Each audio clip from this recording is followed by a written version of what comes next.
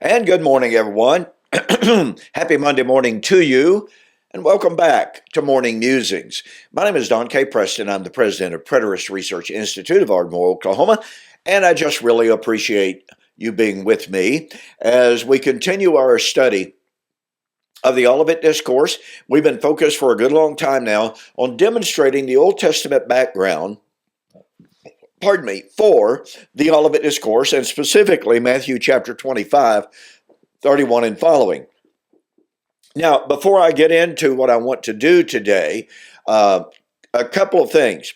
Last week, I promised that on Thursday, I was going to begin an examination of Doug Wilson's two recent videos in his attack on Covenant Eschatology.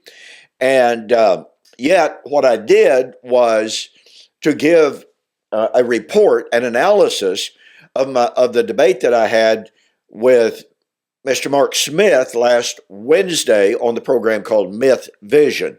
It was a 2.5-hour debate. And so I gave a report on that instead of addressing Doug Smith. Now, I fully intended to start using Thursdays to address Mr. Smith by myself. But then Mike Sullivan, with whom I have worked closely several times in responses to, for instance, Sam Frost and others, he reached out to me and said, "Hey, Don, do you want to tag team and address Doug Wilson's videos?" And I thought, "Oh, yeah, sure, absolutely." Mike and I work really, really well together in analyzing the attacks on covenant eschatology. And so Mike and I filmed so far, and here's what's going to happen. We filmed a 1-hour program, and we addressed, pardon me, 2 of Doug Wilson's 10 points against covenant eschatology, preterism. And I thought, you know what? Instead of me doing individual responses on Thursdays, Mike and I will produce a 1-hour video per week. And while I will post those publicly prior to my Thursday morning musing spot, I will also plug those in to my morning musing slot for several weeks each Thursday. So what am I going to do on Thursdays? Nothing. I'm going to take a day off for the duration of the videos that Mike Sullivan and I are going to do on Doug Wilson. Now, I say I'm not going to do anything. There are several people out there that I have been asked to address. So I may or I may not. I may actually use at least the next couple of Thursdays as a day off, come back on Fridays and do my response and review of Steve Gregg. So just a heads up, okay? For at least the next few weeks, I don't know exactly how long it will be, but for the next few weeks, I will be airing the video that Mike Sullivan and I make in response to Doug Wilson. It will likewise air earlier than Thursdays, but I'm using it for my Thursday morning musings. Is that clear as mud? Hope it is. Hope you see what I'm going to do. So I will not be doing a separate individual response to Doug Wilson.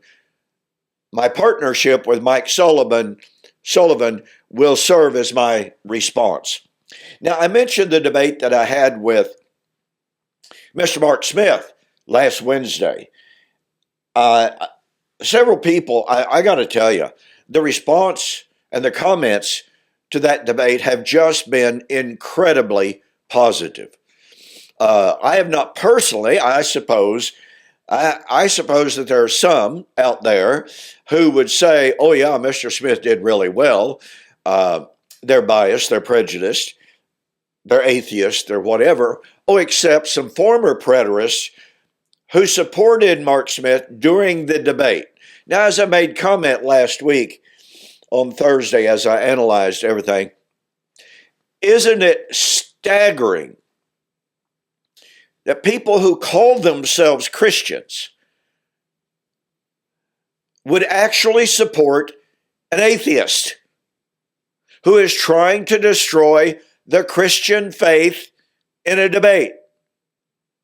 And yet at least 3 former preterists were chiming in with their comments supporting Mr. Smith.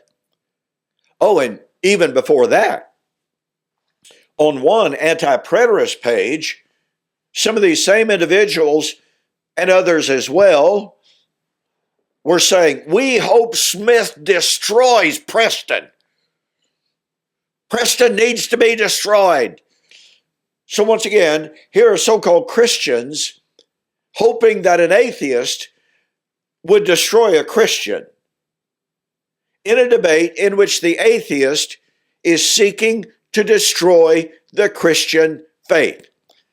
Let that soak into you, folks, about how far these individuals have devolved,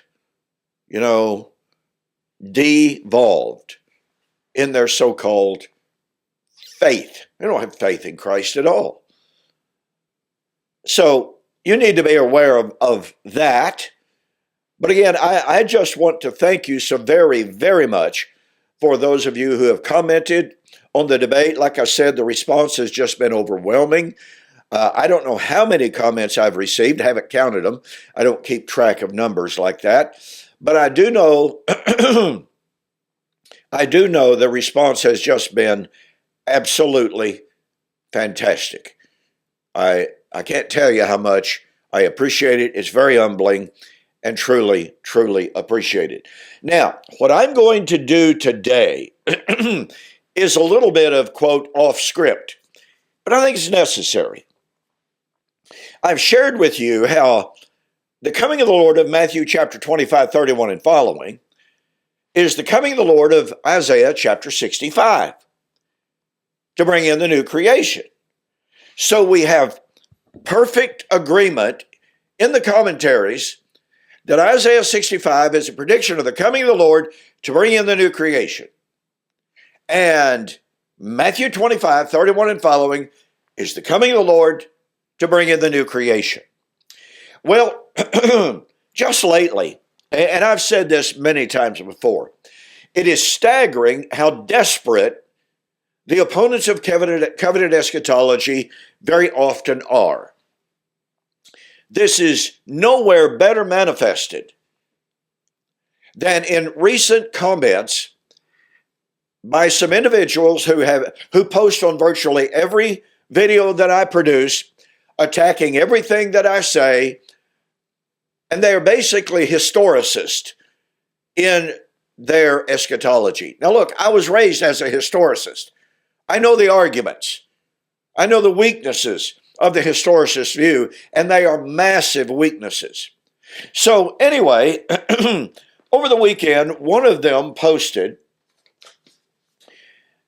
commenting on Isaiah 65, claiming that Yahweh was not prophesying the destruction of Israel. Oh, no. He, as a matter of fact, predicting, and by the way, this same individual and 2 others were saying that in Isaiah chapter 27, when God promised that the fortified city would be destroyed, the temple would be destroyed, the altar would be turned to chalk stones, these same individuals said, well, that's a prediction of Israel actually going to destroy their own Asherah poles. It would be Israel. Well, then that means that Israel was going to destroy the temple and the altar, and they would destroy themselves. Because you see, that destruction would be as the direct result of the fact that, as God said, there's the causative, there's the reason why this temple, the altar, the priesthood, the sacrifices, etc., here's the reason why all of that would take place. For they are a people of no understanding. And yet these individuals perverted, that's the only word I can use, perverted the text into a prophecy of the destruction of Israel destroying her idols. I'm sorry, that just doesn't work. But these same individuals now come back and they claim that Isaiah 65 is absolutely not talking about Israel being destroyed. Now, you have to understand they've got this presuppositional approach to Israel. Israel would never be destroyed. We'll see about that. And so they come down to Isaiah chapter 65, verse 11. Actually, they skip over verse 11, and I'll show you why they do that here in a moment. They completely ignore the very first part of verse 11. This was glaring in their post. And they began with 11b. You are those who prepare a table for Gad, who furnish a drink offering for Manasseh. Therefore I will number you to the slaughter. This is supposedly talking about pagans preparing a table for Gad and Manasseh. That's not Israel, we are told. That's the pagans that God is promising to destroy. Therefore I will number you for the slaughter. You will all bow down to the slaughter. So let's do an analysis today and tomorrow. A careful analysis of Isaiah 65 to see who it was that God was promising to destroy. And here's the kicker to this. God was promising to destroy someone to bring in the new creation. So here's a question for you to ponder, pardon me, between now and tomorrow. And again, keep in mind the connection between Isaiah 65, the new creation, and Matthew chapter 25, the promise of the coming of the Lord for the new creation.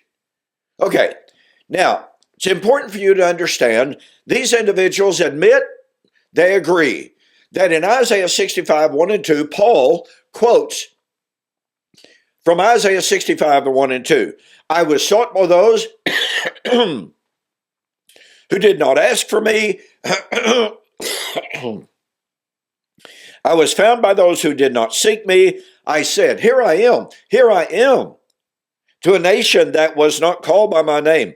I have stretched out my hands all day long to a rebellious people who walk in a way that is not good, according to their own thoughts, a people who provoke me to anger continually before my face. So these individuals agree, as I pointed out many times. Oh yeah, it's true that Paul in Romans 10:22 quotes verbatim these verses to talk about the rejection of Israel rejecting the gospel in his generation and the calling of the Gentiles. But here's what they do. They violate the concept of metalepsis. Now, metalepsis is a well-known, widely used hermeneutical principle. I've pointed this out many times, and all these individuals can do is scoff at it. So what these individuals are doing, what they've repeatedly done is they say, well, Paul quotes a verse or two, a sentence or two from, for instance, Isaiah 27 to use it for his own purposes, but that doesn't mean he's bringing that entire context over. Well, we'll see. That's an absolute perversion of the text, but nonetheless, they admit that Paul is quoting Isaiah 65, 1 and 2, but they deny that the rest of the context is about Israel. No, it's the pagans who prepare a table for Gad and Manasseh. But let's see, just as an initial thought here, the Lord says, when I called you who? Even these individuals agree it's Israel. When I called, you did not answer, but you provoked me, you, those who did not respond to the call, you provoked me continually to my face, and you, you sacrifice in gardens and burn incense on altars of brick, who sit among the graves, who spend the night in the tombs, who eat swine's flesh, and the broth of abominable things is in their vessels. Wait a minute. I called, you did not answer. You provoked me continually to my face. How did they provoke Yahweh to anger? Oh, well, they sacrificed in gardens to burn incense on altars of brick. Folks, he's not talking about the pagans. He's not saying he called the pagans, but they refused to answer. Therefore, he called another people who had never called on him. That's ridiculous. I'm sorry, I don't mean to be so blunt. It's just simply ridiculous. This is Yahweh speaking of how he called to Israel. Remember, Paul says that's talking about God calling Israel through the gospel. They refused. They provoked him to anger. So here, they provoked him to anger through their rebellion, through their idolatry. Now, these individuals say, well, see, that can't be talking about Paul's day because it's talking about idolatry. Well, you see, that's just simply a refusal to acknowledge that the Jews were practicing idolatry. Not the Asherah, not Ashtaroth, not literal physical idols, but they had turned the temple into their own idols. Their own idol. The altar, the temple, the priesthood. By the way, many commentators have taken note of that. This is not something new. This is not a preterist argument. This is recognized that Paul and the New Testament writers recognize that these Old Testament prophecies are using the terminology of paganism to speak of Israel.